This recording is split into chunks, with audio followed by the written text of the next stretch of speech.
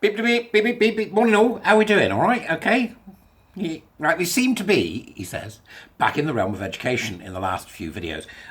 It's sort of, we're on that education arc again when it comes to our narratives and storytelling that we tell. And there's a particularly interesting one that's come from the Scotsman. The Scotsman being obviously a newspaper from Scotland. Hello, Scotland. How are we? Body wee country. Right, okay, so it's interesting in what's said rather than what it is. So I think we now have to get very, very conscious of language and what language is going to do. Because we saw obfuscation, for example, in the tribunal tweets in video that I did about sex education nutters going into schools, right? But they give stuff away and they don't realise they are, right? Okay, so let's just think about that for a minute in terms of what we're going to talk about today, which is the fact that SNP ministers under fire after completely inexplicable speech marks. It's completely inexplicable speech marks. U-turn on 46 million pledge for Scottish universities and colleges. Now, 46 million quid's not a lot of money when it comes to the university sector. God almighty, there's, billions going on. But interesting. University and college chiefs have been left dismayed after the Scottish government abandoned a promise to offer the sector a £46 million funding lifeline.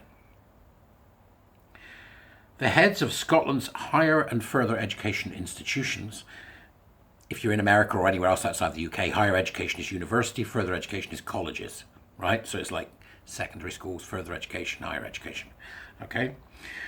The head of Scotland's higher and further education institutions were told by the Scottish Funding Council on Tuesday the money announced in December's budget was now not available. Not available in speech marks. They like them, don't they, for some reason? They were reportedly informed the Scottish Government needs the cash to meet other priorities. The move, which emerged amid rising fears about the impact of the spending squeeze on the sector, was branded completely inexplicable and a total betrayal. Opposition MSPs demanded ministers urgently explain the decision to Parliament. Professor Dame Sally Mapstone,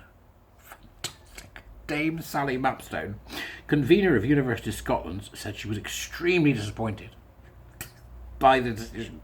The Scottish Government heralded 20 million additional revenue investment in higher education as good news when they announced the Scottish budget on December the 15th last year, she said. It was far from what was required to meet students' increasingly complex needs or to sustain Scotland as a powerhouse of research and innovation, but it was a welcome step in the right direction. That's an interesting statement.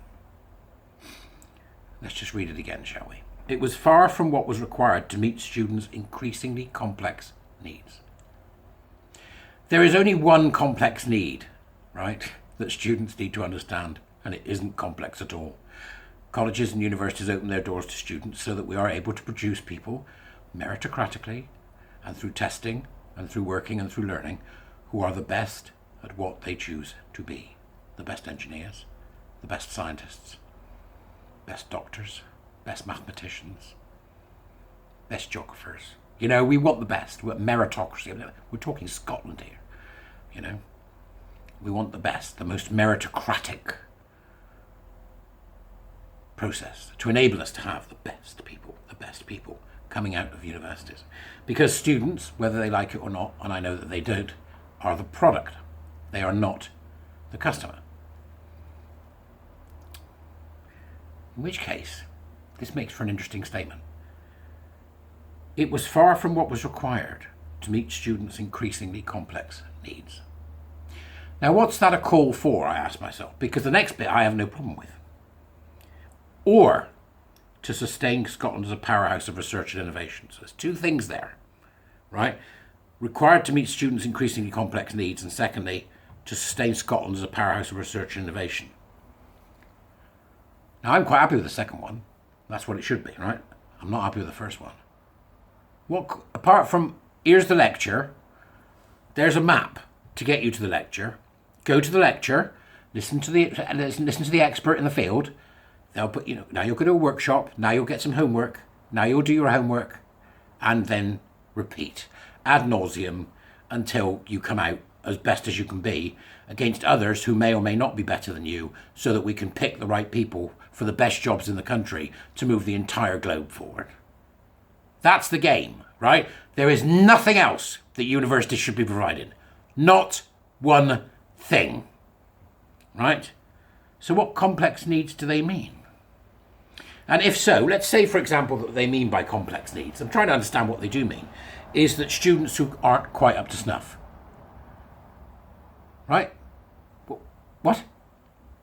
If you're not up to snuff, you leave. If you can't do it for whatever reason, and that may not be your fault, it may be a fault of something awful, leave. Go later. If you can't keep up with the pace, leave. If you don't turn up to your lectures and you can't do it, leave. What complex needs do they mean? There is no complex need. Here is your lecture. There is your expert. Here is your workshop. Here's what you need to do. Here's the books you need to read. Here's the films you need to watch. Go be the best you can be. They don't need anything else. That's it, right? Now they'll get support from tutors and supervisors and all the stuff that you would normally expect to do. There's nothing complex about that. What do they mean by complex needs? I want this explained. I want it explained. Because if they're talking about complex needs in terms of trying to make it so that everybody comes out with the same outcome, which is what it sounds like to me, right? Equality of outcome. Why are they then saying in the next bit, a powerhouse of research and innovation, which is obviously equality of opportunity? They want to have their cake and eat it. There's something wrong here. I'd like to think that the Scottish government have gone, hang on a minute, there's nutters. We've got, well-being nutters and thoughtfulness nutters and mindfulness, peer up your own bum sessions, right? The nutters have got that money. Let's get the nutters out. That's what I'm hoping. I don't think it is what's happening because the SNP are the nutters, right? So I don't think that's what's happening, right? But I want to know. Do you find that interesting? I do. She continues. This is Miss Mapstone. It's fantastic, isn't it? Sounds like something from Lord of the Rings. We must find the Mapstone.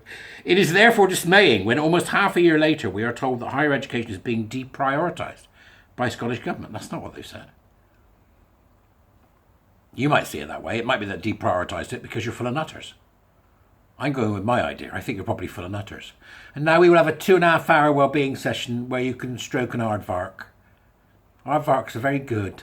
You can have a sport peacock as well if you want one. There's nutters in there. There's something wrong here, isn't there? We'll never know. I'd just like to, right? Despite the Scottish Parliament having voted for a Scottish budget that provided for a 20 million cash increase, that's nothing, by the way, in investment in higher education, this will compromise our capacity to contribute to the nation's recovery. No, it won't. If you were to get rid of all the wibbeling students that shouldn't be there and get rid of all the wibbeling lecturers that shouldn't be there, and then probably sell off a few of those buildings you don't need to own, you'd be all right. The Scottish Government needs a plan for university staff and students. It cannot keep expecting to have world-class universities on the cheap. Last month, Dame Sally, now it sounds like something that would have John Pertwee in it. Aunt Sally? Dame Sally had warned that a flat cash funding settlement amid high inflation was leaving the sector facing managed decline. In December, Deputy First Minister John Swinney had announced 26 million for colleges and 20 million for universities. We must have a skills, training and research environment that enables our people and businesses to realise their potential, he said. Equality of outcome. Universities and colleges had been awaiting the 46 million promised in the budget, but concerns had been growing in private amid a lack of detail from the government about when it would arrive and what it was be used for. Higher and Further Education Minister Graham Day dodged questions when he was quizzed about the money at Holyrood last week. The promise was ditched on Tuesday as college lecturers began a fresh campaign of industrial action short of strike, consisting of a resulting boycott and work to rule in pursuit of fair pay. Shona Struthers, Chief Executive of Colleges Scotland, said she was deeply disappointed and dismayed speech marks by the U-turn from the Scottish Government. Removing the equivalent of 1 million from each college is completely inexplicable. Colleges are already cash-strapped, making cuts to courses and winding down parts of their offer due to a lack of funding, not a lack of ambition from colleges or demand from students or employers. Well, I don't believe that carte blanche statement. I can tell you this now, there aren't any employers out there demanding people do gender studies and any of the other crappy stuff they've got going. Right, so what I would like to think is that what we're finally doing is putting the squeeze on the university sector and saying you're going to get rid of your social sciences. you know, because you're infected. You're going to get rid of your arts because they're infected. Then we're going to give it 2 years so the infection gets better, and then we're going to start funding you again. But not until you've removed all the gender-addled grievance gerbils and the critical social justice wombats and, you know, falsity sloths that you've got wandering around your halls, lording it like they're, you know, the king of like Siam, right? Get them out, right? That's what I'm hoping. I'm hoping against hope. That's what it is. Since December last year, ministers and cabinet secretaries repeatedly assured the college sector they'd get their money, but they didn't get it. It says this is a total betrayal of our education sector. Once again, it simply does not wash that education is the NSP's top priority, which when cuts like this are a reality. The total betrayal of your education sector is the infantilization and the introduction of vapid, sick theories and ideologies into your teaching. That's the betrayal. Every time. That's the betrayal. You're the betrayal. Right? It's got nothing to do with money. It's got nothing to do with money. It's got to do with the fact that you'll take anyone, which you shouldn't do, because half your products are bloody faulty. That's the betrayal, okay? Not the money. £1 million to each college is a betrayal. Get lost. Right. They're saying that the money's been brutally snatched away. It's been brutally snatched from us, right? It's a really sort of hyperbolic article. Have a look and see what you think. It's in the Dubras.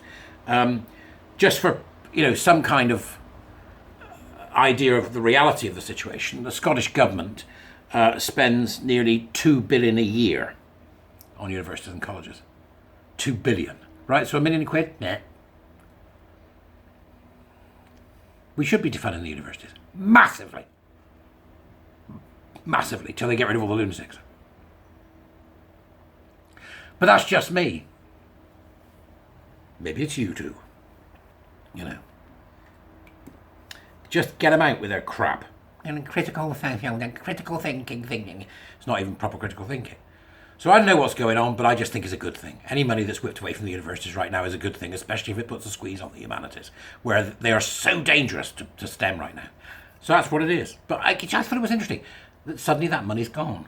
We'll never know why, I'm sure we'll never know why. But perhaps it was going to be wasted on Wibble, like, you know, well-being and having your feet massaged by a, you know, big me. I don't know what this Wibble does. And now you're going to balance a ball with incense in it on your nose for 24 hours. And then I'm going to come and slap you on the bottom with a Woman's Weekly. If you can't stand the heat, get out of the kitchen. This is your lecture. Here's your expert. There's your workshop. Do the work. Universities are filtration systems for idiots, and it's time we started treating them as such. I'll see you later, good folks. Have a great day. Bye.